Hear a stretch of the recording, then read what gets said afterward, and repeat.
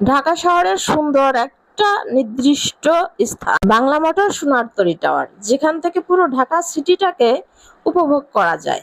এবং সেই সাথে আমি আজকের রান্নাটাও আপনাদের সাথে শেয়ার করব। আসসালামু আলাইকুম, কেমন আছেন আপনারা সবাই? আশা করি যে যেখানে আছেন ভালো আছেন, সুস্থ আছেন। আমিও আলহামদুলিল্লাহ ভালো আছি। আজকে চলে গিয়েছিলাম বাংলা মোটর সোনারতরী টাওয়ার। আমি যে ভবনটা থেকে ভিডিও শুট করেছি, 22 তলা ভবন থেকে আমি এই ভিডিওটি করেছি। আমি 22 তলা থেকে পুরো ঢাকা সিটির নিচের দৃশ্যটা আমি তুলে ধরেছি।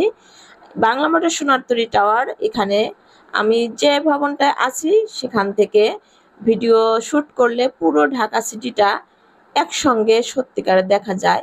পুরো ভিডিওটি শুট করেছি, আপনারা দেখেন চারি সাইডের পুরো হাতির ঝিলটা দেখা যাচ্ছে এখান থেকে।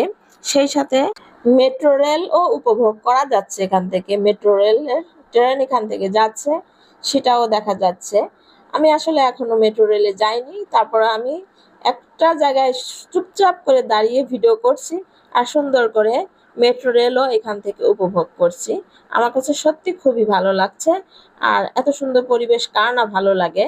পুরো ঢাকা সিটিটাকে একটা ক্যামেরার মধ্যে বন্দি করে নিয়েছি এবং ছোট করে সেটা পুরো দৃশ্যটাই আমার ক্যামেরায় চলে এসেছে। থেকে ক্যামেরা থেকে তুলে নিয়েছি জন্য গাড়িগুলো কত ছোট লাগতেছে।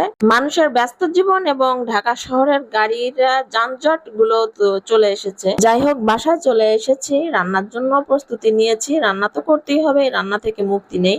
বাচ্চাদের জন্য সন্ধ্যার নাস্তা একটু আলু ভাজি করে দিলাম, যেটা ওদের খুবই পছন্দের।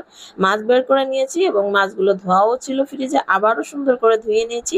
আর মাছগুলোকে আমি এমন ভাবে ধুলাই দেই যে মাছ এর অবস্থা খুবই খারাপ হয়ে যায়। তারপরও আমার আসলে মাছ ধোয়া একটা অভ্যাস। মাছ সুন্দর করে না ধুইলে আমার খেতে একটু খারাপ লাগে। তারপরে সুন্দর করে মশলা মেখে আমি মাছগুলো ভেজে নিচ্ছি। আর ভেজেই রান্না করব আজকে আলু এবং বেগুন দিয়ে মাছের ঝোল রান্না করব। আর আলু এবং বেগুন দিয়ে মৃগেল মাছের ঝোল সত্যি খেতে খুবই মজার হয়। আমি যতবার রান্না করেছি আমার ফ্যামিলির সবাই খুব মজা করে খেয়েছে।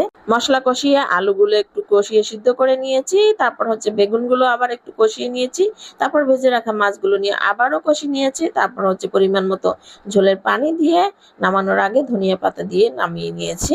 রান্না শেষ করে রাতের বেলায় হচ্ছে খাওয়া শেষ করে আমরা একটু আনারসও কেটে নিচ্ছি, বাচ্চাদেরকে আনারস কেটে দিলাম, আমরা সবাই মিলে খেয়ে নিলাম।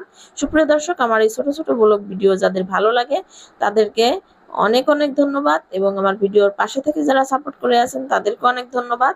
ভিডিওর কোথাও যদি ভালো লাগে থাকে লাইক কমেন্ট শেয়ার করতে ভুলবেন না। আজ এখানেই বিদায় নিচ্ছি, আবারও চলে আসবো অন্য কোনো ভিডিও নিয়ে। সে পর্যন্ত আপনারা ভালো থাকবেন, সুস্থ থাকবেন।